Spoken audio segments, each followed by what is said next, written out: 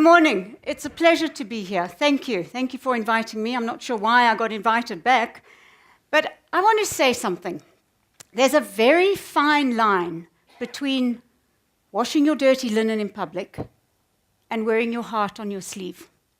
I want to share with you just some thoughts around that concept, because I do believe that as leaders in this day and age, we have no right to hide anything in our past. We need to be out there. We need to be honest, lead with integrity. So what if we took an extra year or two to finish school? Doesn't matter. Don't tell someone you didn't.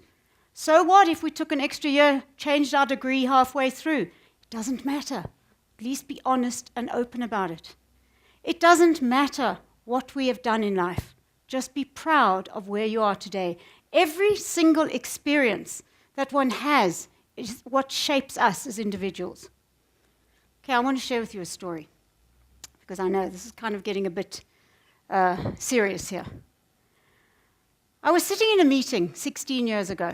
Early in the morning, I'd done my motherly bit, made the school lunch, dropped the kids off at school, got to the meeting late, as usual. And I sat there, I get called out. Urgent phone call.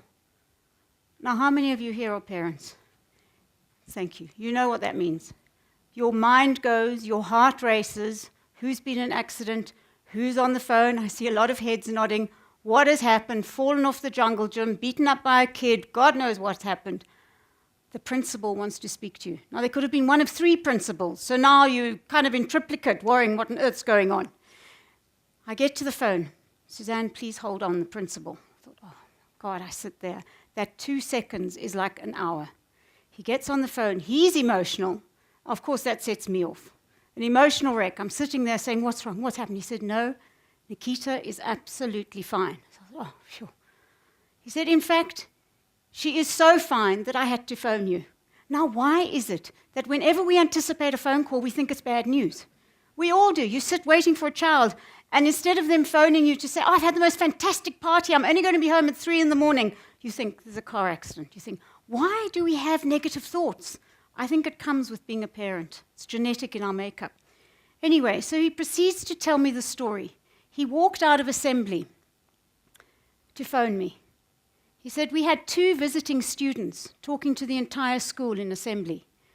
Both of them had been disabled in accidents, and they were talking to the kids about disability, about being disabled, about the challenges that they face, and how they need to appreciate and embrace disability. My little girl, 8 years old, when asked if anyone had questions, there was dead silence. She stuck up her hand. She said, can I ask you, do you feel the same inside, even though you look different outside? Of course, dead silent. Her teacher burst into tears. The headmaster burst into tears because they knew the background of the story.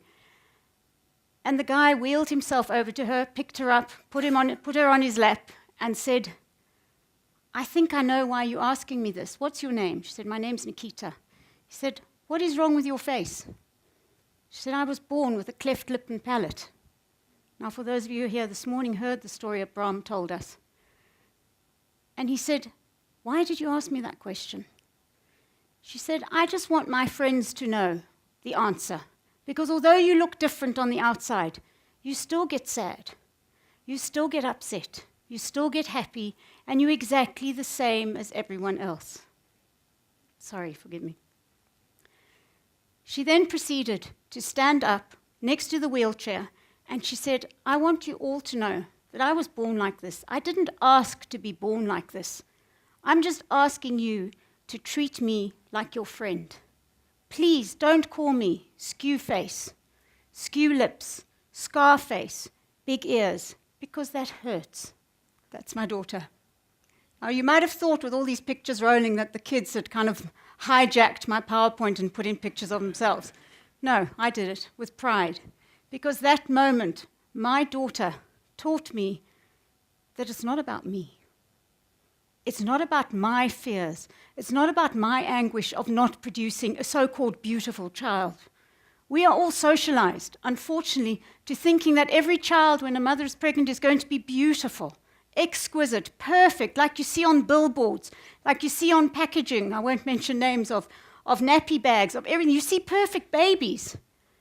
I cannot explain to you the shock and the pain when your child is not perfect like that. To sit for hours in operation rooms waiting, 4, 5-hour operations, when your child's face has to be reformatted. Then it gets messed up. 3 years later, she has to have it again. 9 operations later, probably about 48 hours of surgery that a little kid goes through to fix what nature intended. Why? Why do we need to fix it? She said to me the other day, Mom, I'm not doing this genetic testing. Why do I want to know where the genes come from? Why? What is the point? She said, I want a kid with a cleft. She says, the chances are 60% chance that my kid will be born with a cleft. That's great, because it has taught me that there is more to the child than just the visual appearance. There is more to life than just the visual appearance. So in that single phone call, when the principal phoned me, my anger at myself melted away. My pride for my child just went out of the roof, as you can imagine. There I'm sitting glowing for listening to what he had to say. And my anger at myself, and I thought, why did I feel so bad for her? Why was I ashamed that my child had a scar face? Look at her. She has learned from her shame to be vulnerable, and in that vulnerability, she's found strength. I said, I never have to worry about this child again. And every year after that, it was her job to talk at first day of school, welcome the kids, and teach them about disability, teasing, and about being different. She's now 22, and she's in her final year at university in Scotland.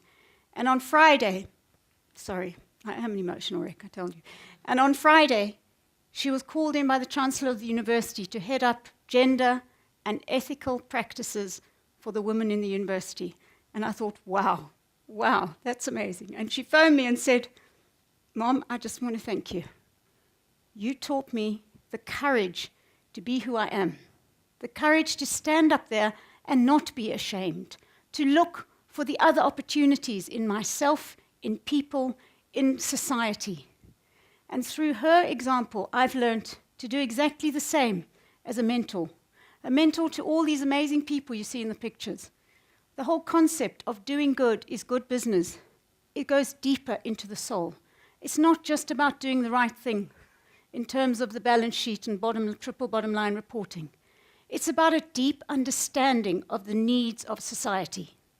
We are privileged. We understand the inequalities of the past. We have an obligation to reach out, to help access the economy, to help access to the economy for those who didn't have the same education as we did, to help people understand how to adapt, as I taught my daughter to adapt. It's to help people to appreciate the difficulties and the challenges in life, as I taught my daughter to understand that. These people didn't ask to be born in the situation they are in, and I'm not being patronizing about it, but people need to understand how to adapt to the needs of the consumer, of society, and to appreciate the ethical value in running a good, honest, sound business. We as leaders and as mentors, that's all we can do, is reach out and help guide and mentor into a future and a sustainable path. And we've heard a couple of people speaking this morning about sustainability, but what actually is it? Is it about making good today so that tomorrow will be better? I think as one step further than that, it's about making good from the past. We cannot ignore the past and the horrific inequalities that we as South Africans have been exposed to. We need to make amends from the past, not hide it under a bushel, not move on, and ensure that not only do we give people a fishing rod and a fish, that's the old cliche. We need to give them a pond to fish in. And that's exactly what we try and do with our small businesses, with our small societies and our communities. And I just beg of you all, I ask you, stand up, look at your experiences in your life. Don't hide them. There's nothing to be ashamed of. Stand up, be counted, be challenged and courageous enough to wear your heart on your sleeve. Thank you.